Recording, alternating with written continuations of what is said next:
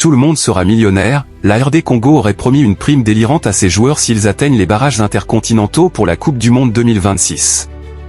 Le président de la République démocratique du Congo a promis une prime d'1 million de dollars aux joueurs de la sélection s'ils parviennent à se qualifier pour les barrages intercontinentaux de la Coupe du Monde.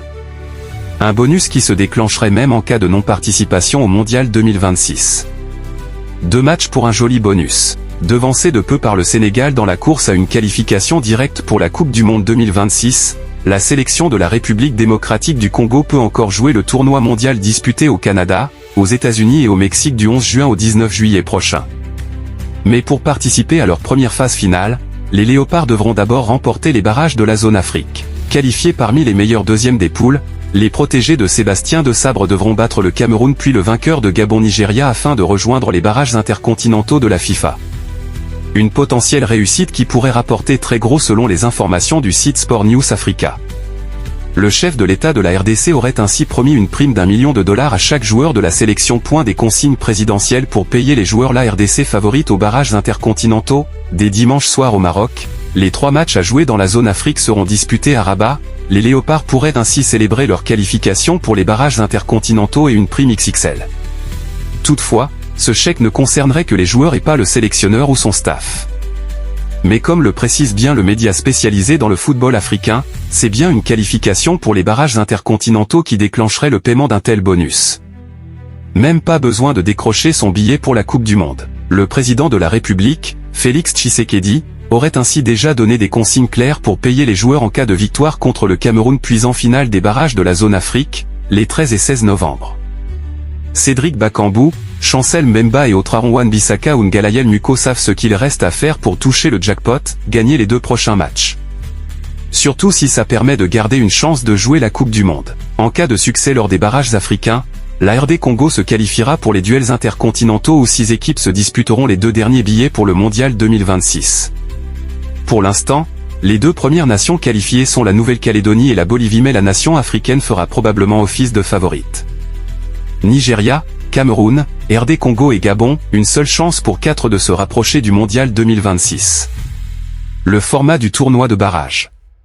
Ces barrages prendront la forme d'un tournoi à élimination directe, un Final Four, selon l'anglicisme à la mode. Les matchs se déroulent sur terrain neutre au Maroc, dans les futurs stades de la CAN 2025. La Confédération africaine de football, CAF, a révélé les règles concernant ces matchs. En cas de match nul à la fin du temps réglementaire, il y aura d'abord une prolongation de 30 minutes. Puis, en cas d'égalité à l'issue de ce temps supplémentaire, ce sera la séance de pénalty.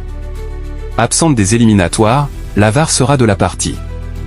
Les demi-finales auront lieu le jeudi 13 novembre, à 17h, heure de Paris, pour Nigeria au Gabon au stade Moulay El Hassan et à 20h pour Cameroun au RD Congo au stade Al-Barid.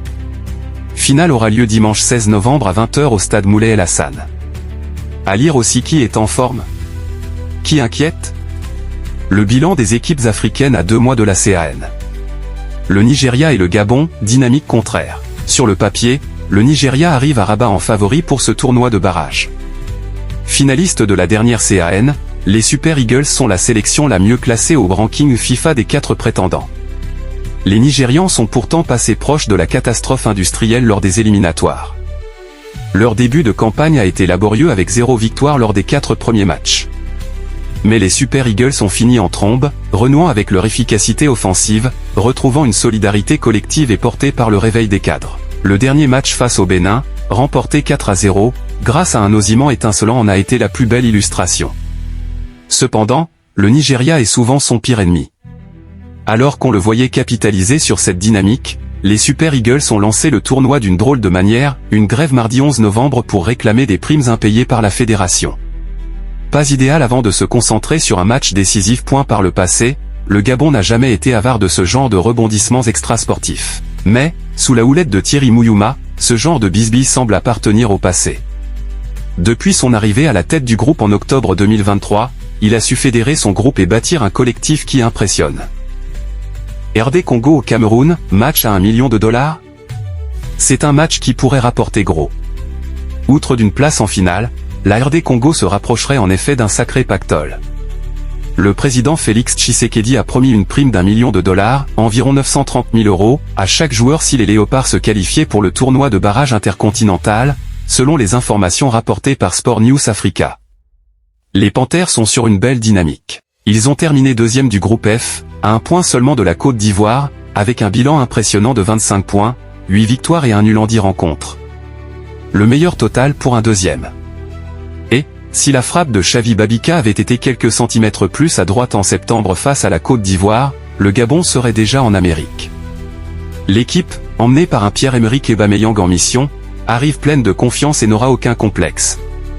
Pas sûr que les Congolais aient besoin de ce surcroît de motivation pécuniaire. Sous la direction de Sébastien Desabre et son staff, la RDC a terminé à 2 points du Sénégal dans son groupe, laissant filer la qualification directe en encaissant une remontada à domicile face au Lion.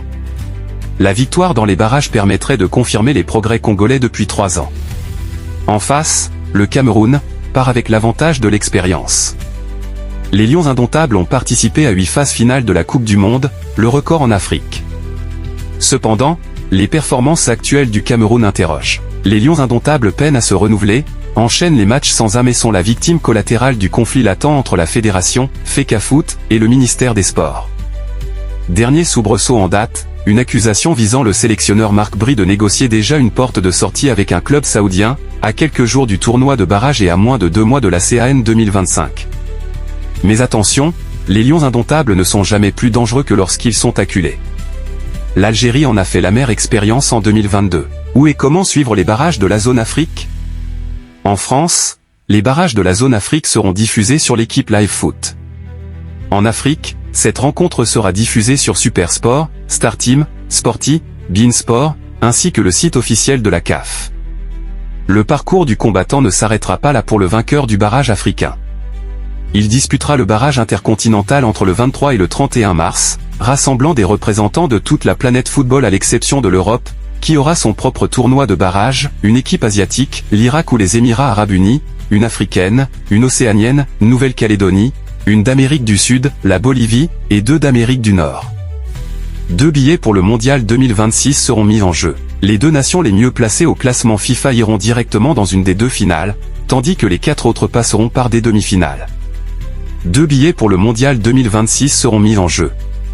Les 2 nations les mieux placées au classement FIFA iront directement dans une des 2 finales, tandis que les 4 autres passeront par des demi-finales.